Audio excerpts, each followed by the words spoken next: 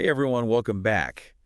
We're going to be diving deep today Yeah. into the situation in Ukraine. 3 years on. Yeah, 3 years into this conflict. Yeah. Now, the source that we're looking at today, it kind of has like a pretty interesting, some might even say controversial take Right. on what's going on behind the scenes. Behind the scenes. Yeah. It's it's definitely pushing like a certain narrative. Oh, absolutely. So we're going to break it all down, with a critical eye. With a critical eye, for sure. I think that's absolutely essential to approach any single source, especially on something as complex as this, Yeah. with, a healthy dose of skepticism. Yeah, right. It's not like the definitive truth, Right. but it's definitely food for thought. Okay, so Absolutely. let's start with where we are now. Yeah. It's a somber anniversary, 3 years since things kicked off. Yeah. And the Ukrainian president's message was one of resilience. Right. Thanking everyone who stood by Ukraine. Of course. And it's a stark reminder of the human cost of this whole thing. Yeah, very much so. And actually, this anniversary happened at the same time as EU leaders were visiting Kyiv. Oh. And they made it very, very clear that they stand with Ukraine, and they emphasized how Ukraine's fight is tied to the fate of Europe itself. Now, this is where our source takes like a really interesting turn. Okay. It claims that this isn't just about Putin. Interesting. It suggests that this whole situation is sending a message to the U.S. Okay. about its relationship with Russia. Okay. It's almost like a warning, right? I see. And then, bam, it drops this bombshell. Okay. Is Donald Trump playing 4D chess, setting a double trap to outmaneuver both Russia and U.S. allies? Wow. That's a pretty wild theory. Yeah, that's certainly a provocative claim. Right. Yeah, and I think to really understand it, we need to go back to the beginning, Yep. to February 2022. Okay, rewind. Yeah. What exactly was Putin aiming for when he launched what Russia calls a special military operation? So publicly, Putin's goals were about securing Russia's national security and preventing Ukraine from joining NATO, which he saw as a direct threat. Yeah. The source suggests that initially Russia thought this would be a quick operation. Really? Over in a matter of days. Wow. Yeah. But that's obviously not how things played out. Obviously not. The source is saying that the U.S., under the Biden administration at the time, Yeah. had a completely different game plan. Okay. Yeah. So the source portrays the U.S. as seeing this conflict as like a golden opportunity to weaken Russia. Oh. You see, Russia has been a growing challenge to U.S. influence on the global stage. Right. Kind of like a thorn in their side. Yeah. So the source argues that the U.S. intentionally drew out the war, Interesting. supplying Ukraine with weapons and support to drain Russia's resources. So they're basically saying that the U.S. is using a containment strategy. That's exactly it. Okay. Yeah. Trying to keep Russia and other rising powers like China in check. Exactly. And to fully grasp what the source is suggesting, I think we need to understand this concept of containment. It's a policy with deep historical roots going back to the Cold War. Essentially, it's about trying to limit the influence of countries that the U.S. sees as rivals or threats. Right. And the source argues that this is exactly what's happening with Russia in Ukraine. Okay, I'm starting to see the bigger picture here. Yeah. But wouldn't Putin have anticipated some kind of Western response? Yeah. It seems a bit naive to think that he wouldn't expect pushback, right? That's a valid point. The source doesn't necessarily suggest that Putin was completely blindsided. Right. However, it does argue that the extent and severity of the Western sanctions, Okay. especially the suspension of that major gas transit agreement with Europe, Oh, right. caught him off guard. The gas pipeline. Yeah. Now, that was a huge blow to Russia's economy, wasn't it? Absolutely. It really cut off a major source of revenue. It did, and it's a great example of how economic tools can be used as leverage in international relations. Right. It's not always about tanks and troops. Yeah. Sometimes it's about who controls the flow of money and resources. Right. So according to this narrative, Yeah. Putin walks right into this trap, and then the sanctions start hitting, Yeah. and he realizes he's in a tough spot. That's the idea that the source is putting forward, and it's worth noting that a lot of Putin's initial justifications for the special operation Yeah? were tied to economics. Okay. He argued that Western sanctions were already hurting Russia, Right. and that Ukraine's potential integration with the EU would further damage their economy. Right. So the sources claim that the gas pipeline suspension was a turning point. Yeah. Holds some weight. Right. It's like the conflict itself became a justification for more economic pressure on Russia. Yeah. So fast forward 3 years, Yeah, the war's still raging. it is. Zelensky's proposed a land exchange as a possible solution. Right. And China's stayed out of the direct fighting, which is interesting in itself. Yes, that's an important point. The source doesn't delve too deeply into China's role. But it does highlight the fact that despite being a close ally of Russia, Right. China hasn't directly intervened in the conflict. They've walked a very fine line, providing some economic and diplomatic support to Russia, Yeah. but avoiding any actions that could escalate their own tensions with the West. Okay, so we've got this complex web of players and motivations. But then enter the Riyadh meeting. Right, a meeting between the U.S. and Russian foreign ministers, which the source portrays as a potential turning point. Okay. It suggests this could be a step towards actual negotiations to end the conflict, maybe even a summit between Biden and Putin. So on the surface, it looks like progress, right? It does, yeah. Two global powerhouses sitting down to talk. Yeah. But how does Russia really view this meeting? Well, the source argues that Russia sees this as a sign of victory, Interesting. especially since Ukraine wasn't directly involved in the talks. Right. It's like they're saying, look, the U.S. is finally coming to the table to negotiate with us. They recognize our power. But there's more to it than that, right? The source mentions some leaked information suggesting that Russia might be forced to rebuild Ukraine using its own frozen assets, Yeah. which are currently under Western control. Wait, hold on. Okay. Back up a second. Yeah. What exactly are frozen assets? Great question. Frozen assets are basically money and other economic resources that belong to a country or individuals, Okay. but have been blocked or seized by another country. Okay. In this case, the West, in response to the conflict, froze a significant portion of Russia's foreign currency reserves, Yeah. essentially cutting them off from accessing that money. So it's like the West is holding Russia's money hostage. In a way, yes. It's a powerful tool of economic warfare. Wow. And the source is suggesting that the U.S. might use this leverage to force Russia to foot the bill for rebuilding Ukraine, Wow. even as Russia sees the Riyadh meeting as a sign of their own success. That's a pretty clever, if somewhat ruthless move. It is. Russia walks away thinking they won. Yeah. But they're potentially being set up to pay for the damage they caused. That's the implication the source is making. Wow. And it goes on to detail the potential strategic gains for the U.S. from this whole situation. Hold on. Let's break that down. What Okay. kind of gains are we talking about? Well, the source argues that the U.S. has managed to sever the Russian gas pipelines to Europe, Right. which, as we discussed earlier, was a major source of revenue for Russia. Right. This, in turn, has opened up the European market for more American gas, Mm-hmm. which is a big win for the U.S. energy industry. Wow. It's like a double whammy, It is. hitting Russia economically and boosting American business at the same time. Exactly. And the source doesn't stop there. Okay. It also claims that the U.S. has managed to reassert its global influence through this conflict. What do you mean by that? Well, How has their influence grown? the source is arguing that the U.S. has successfully rallied its allies against Russia, demonstrating its leadership on the world stage. They've managed to isolate Russia diplomatically and economically, Right. essentially making them a pariah state. Wow. And if this double trap theory is to be believed, Yeah. they've also gained significant leverage over both Ukraine and the EU. Okay, so leverage. Yeah. Unpack that for me. Okay. What does that mean in practice? The source is claiming, and remember, this is all quite speculative, Yeah. that Trump's strategy aims to exploit Ukraine's resources. Okay. It suggests they're looking at Ukraine as a potential source of raw materials and agricultural products, essentially using their position to secure favorable economic deals. So they're helping Ukraine fight off Russia, Yeah, but also potentially looking to profit from the situation. right. That seems a bit ethically ambiguous, doesn't it? It certainly raises questions about the U.S.'s motives. Yeah.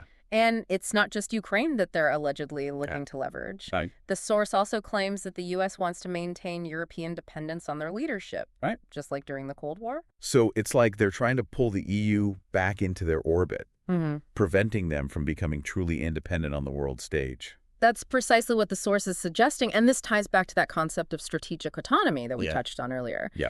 A truly independent EU, one that can act on its own without needing the U.S., Yeah. would challenge American dominance. This is getting really interesting. Yeah. Almost like a spy thriller. We've got secret agendas, power plays, economic warfare. It is. and a whole lot of speculation. But the U.S. isn't the only one with a complex role in all of this. Right. No, they're not. The source also talks about Russia's relationship with Iran. Absolutely. Yeah. The source argues that another key aspect of this alleged U.S. strategy is to undermine the growing cooperation between Russia and Iran, Okay. particularly in the military sphere. Why would they want to do that? So what's the threat there? Well, remember that Russia has been increasingly isolated on the world stage due to the conflict. This has pushed them closer to countries like Iran, which are also at odds with the U.S. and its allies. Yeah.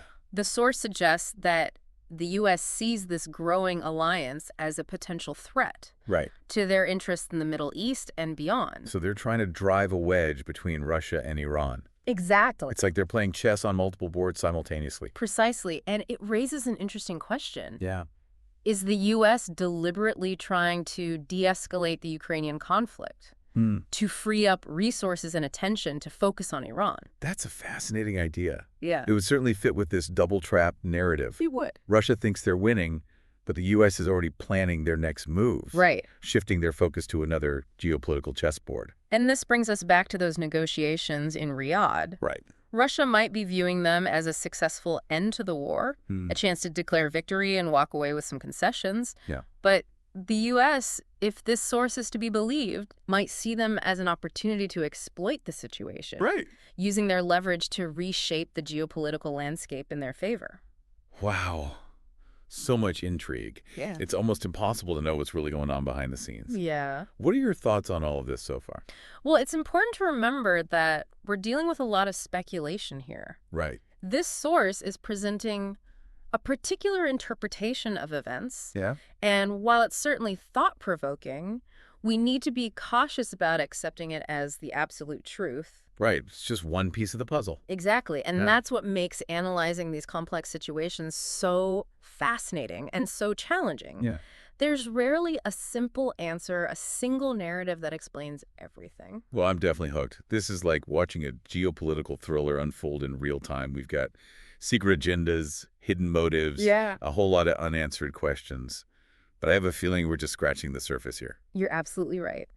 And in the next part of our deep dive, we'll explore some of the broader implications of this alleged double trap strategy, examining the potential consequences for all the players involved. I can't wait. We'll be right back after a quick break. All right, we're back. So we've laid out this whole double trap theory, this idea that Trump's orchestrating some grand geopolitical strategy.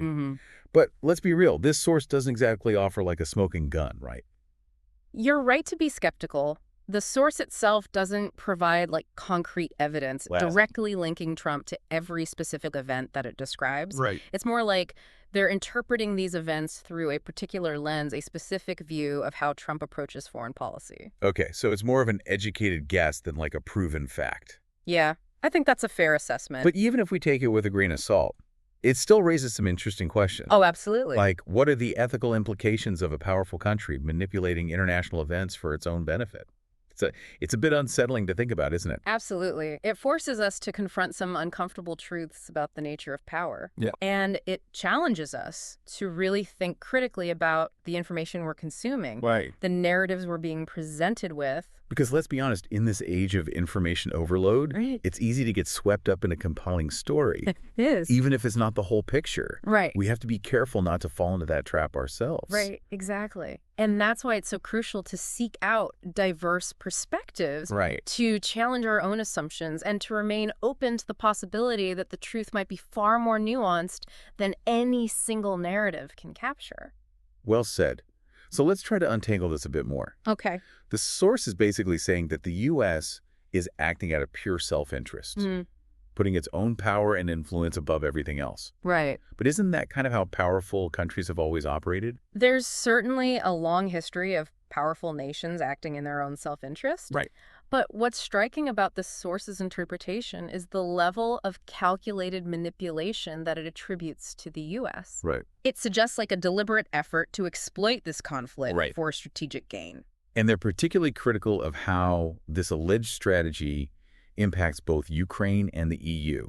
Right, it's like Yes. they're saying those two are being used as pawns in this bigger game. Yes. The source argues that Ukraine is essentially caught in a geopolitical tug of war. Right. Its resources, its future potentially being sacrificed for the sake of this larger power struggle between the U.S. and Russia. And the EU. They don't come off looking too great in this narrative either. Yeah. It's like they're being pulled back into this Cold War-style dynamic dependent on the U.S. for protection and leadership. That's a key point. The source suggests that a central aim of this alleged U.S. strategy is to prevent the EU from developing true strategic autonomy, Right. keeping them reliant on U.S. leadership. Which, from a U.S. perspective, you could argue makes sense. Sure. A strong, independent EU might challenge American dominance on the world stage. Certainly. But it also raises questions about the long-term implications for transatlantic relations. If the EU feels used or manipulated, Yeah. it could breed resentment and mistrust. Right. It's like any relationship, really. Exactly. If one side feels like they're constantly being taken advantage of, Yeah. it's not going to last. Exactly. Trust is essential in any partnership, Right. especially one as complex and consequential as the transatlantic relationship. So let's shift gears a bit. Okay. We've talked a lot about the U.S. and the EU, but what about Russia? How do they fit into this double trap theory? Well, the source seems to imply that Russia has been outmaneuvered, maybe even tricked into the situation. It presents a narrative where Russia, despite its military might, Right. has been strategically outplayed by the U.S. But even if that's true, what does it mean for Russia going forward? Right. Will they be able to recover from this? That's a crucial question and one that's difficult to answer definitively.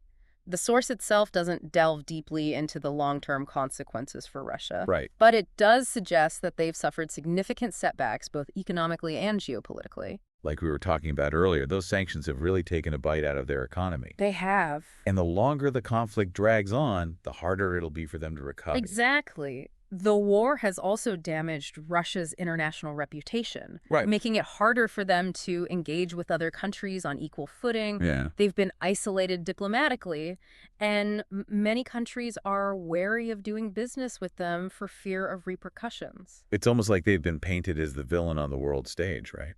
To a certain extent, yes.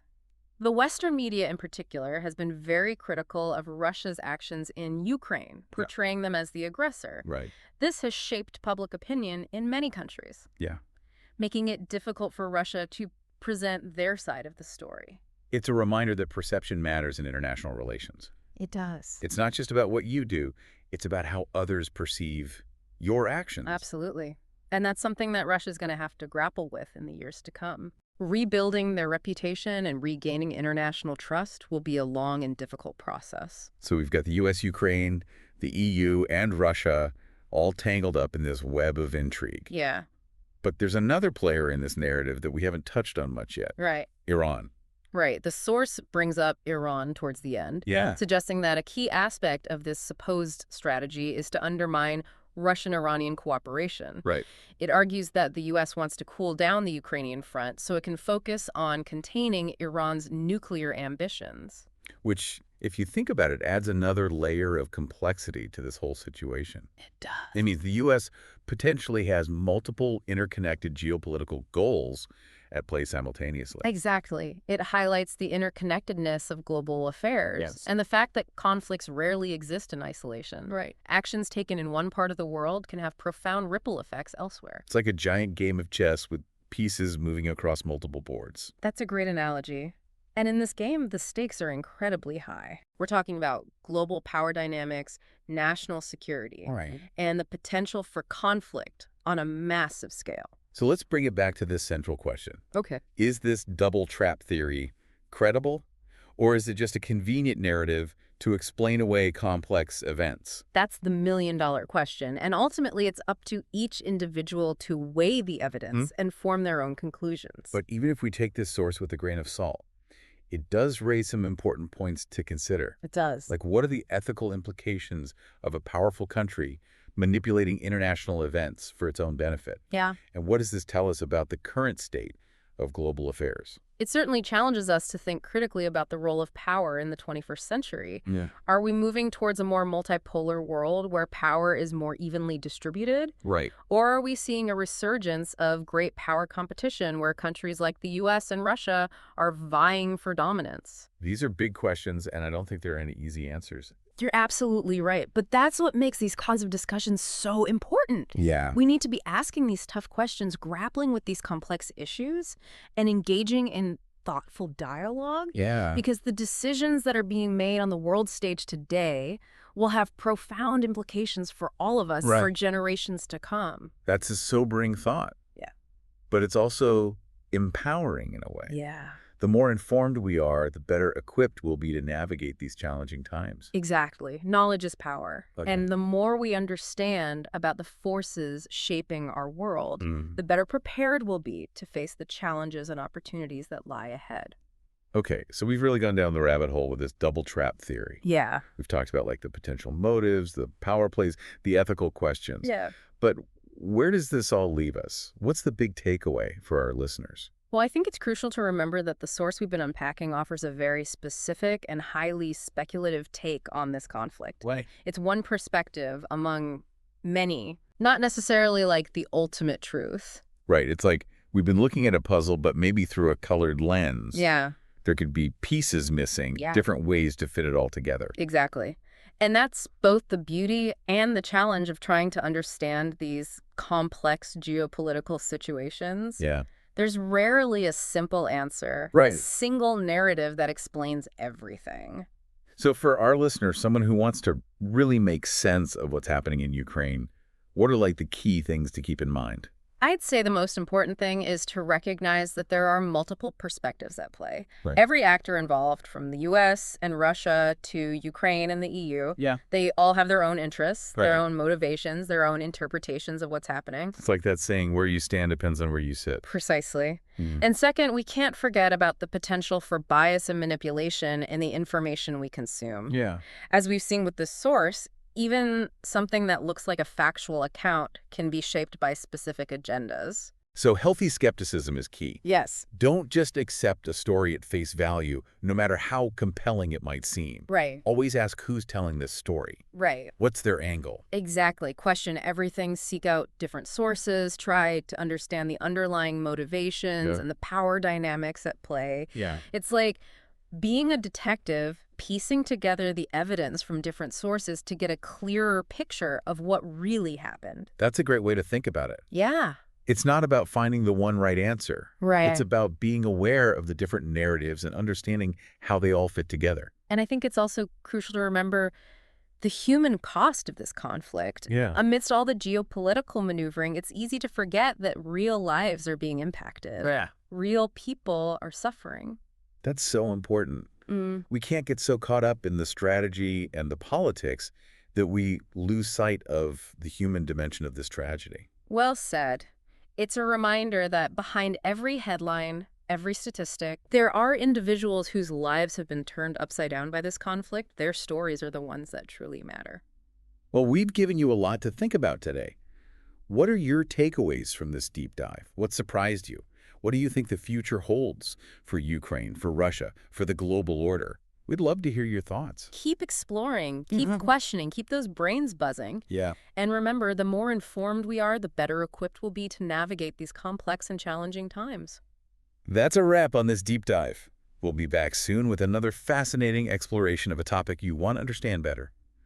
Until then, keep learning and stay curious.